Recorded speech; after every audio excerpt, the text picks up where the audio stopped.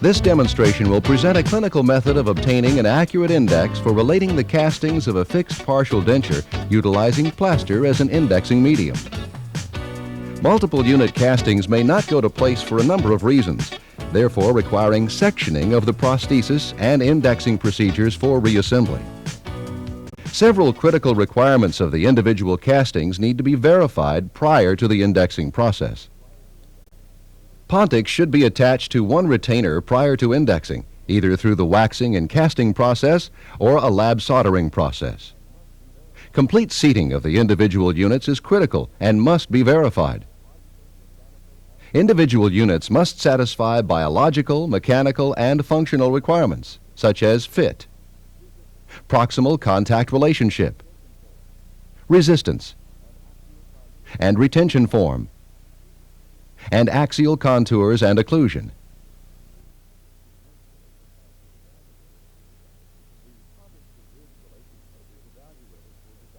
The pontic to ridge relationship is evaluated for desired positioning. Adequate solder joint space is established and properly formed.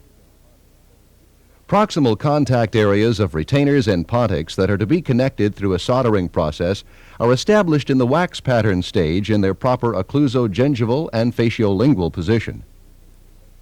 Joint space developed on the castings will be configured as parallel planes.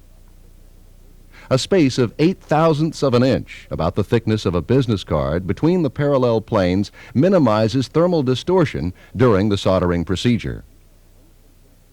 Inadequate gap space can lead to weak, incomplete joints or distortion due to thermal expansion when the castings are heated. Excessive gap space can induce distortion during the soldering process due to thermal contraction of the solder. The choice of indexing materials is left largely to the operator. However, the indexing material used must possess certain critical properties.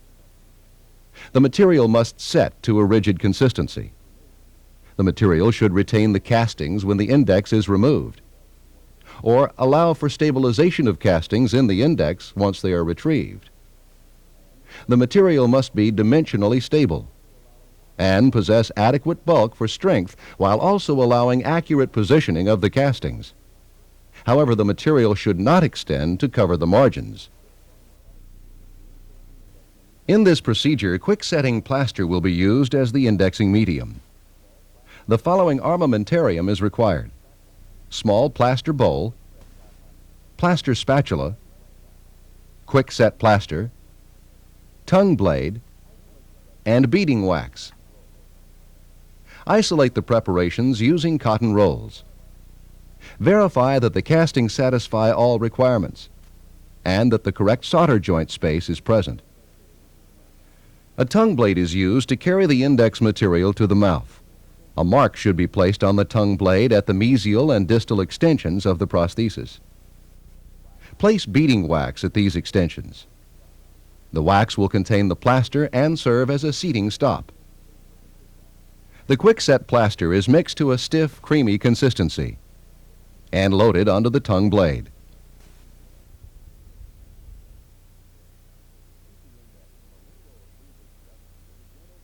Seat the index from a linguo-occlusal direction with a gentle vibrating motion and stabilize until set. Working time on quick-set plaster is about 1 minute, and final set time is about 3 minutes. Remove the index once the plaster is set, and examine for accuracy of registration. Trim away any overextensions of the matrix or extensions into proximal areas to ensure accurate reseating of the castings. Trimming the index back to the bucco-occlusal line angle allows visual verification of the proper seating. Scrub the castings to remove debris, and use an air blast to remove debris from the index. The castings are placed back in the index and held in position while luting with sticky wax.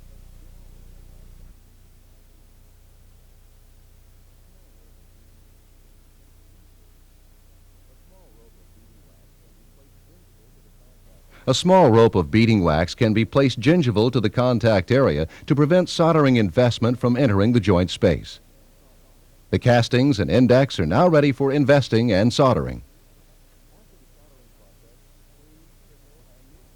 After the soldering process, clean, pickle, and neutralize the casting. Inspect the joint for adequate size and position.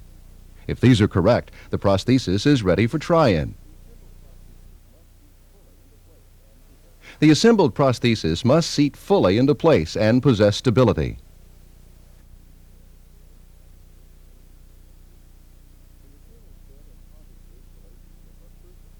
The retainer fit and pontic ridge relationship are crucial and must be verified.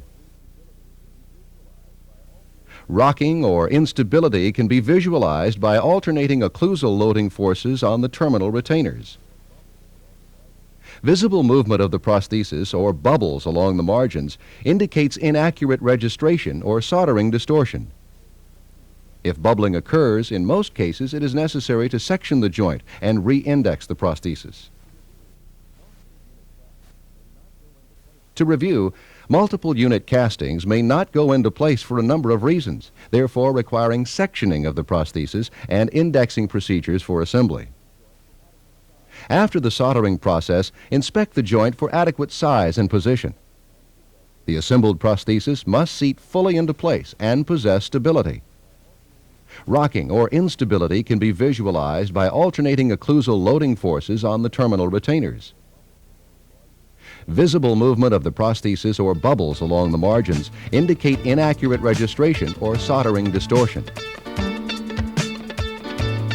If the casting is stable and all the members satisfy the biological, mechanical, and functional requirements, the prosthesis is ready for final adjustments and placement.